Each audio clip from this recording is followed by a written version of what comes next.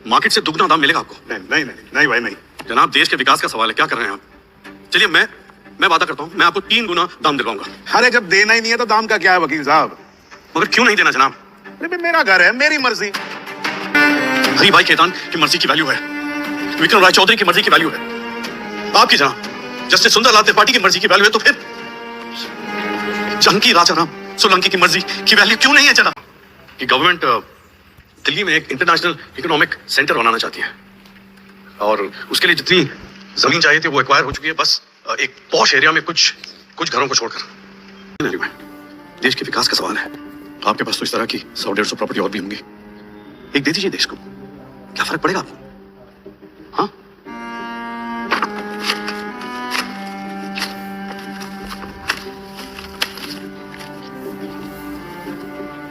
नाराज हो गए जनाब? और इस खूबसूरत फार्म हाउस के ओनर है विक्रम राय चौधरी।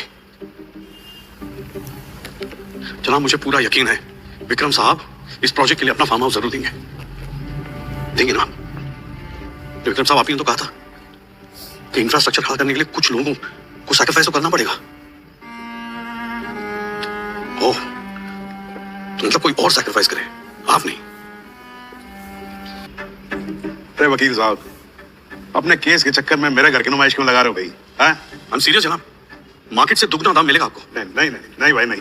जनाब, देश के विकास का सवाल है, क्या कर रहे हैं आप? चलिए मैं वादा करता हूँ, मैं आपको 3 गुना दाम दिलवाऊंगा। अरे जब देना ही नहीं है तो दाम का क्या है वकील साहब? मगर क्यों नहीं देना जनाब? अरे भाई मेरा घर है, मेरी मर्जी। यही तो हमारा केस है जनाब।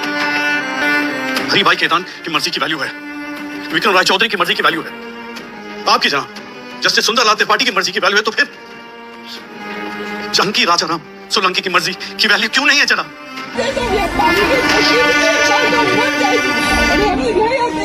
मजदूरी करके बनाया और आज हमको बेघर कर रहे हो। ये इन्हीं हिंदुओं को सबसे पहले इन मंदिरों के से दूर क्यों भेज रहे हैं? लोगों ने खाना पीना छोड़ दिया है, हमारे घर बेघर किए जाएंगे, दुकानों को उजाड़ दिया जाएगा। योजना के नाम पर इन हिंदुओं को हटाते हैं तो सारे आत्मदाह के लिए मजबूर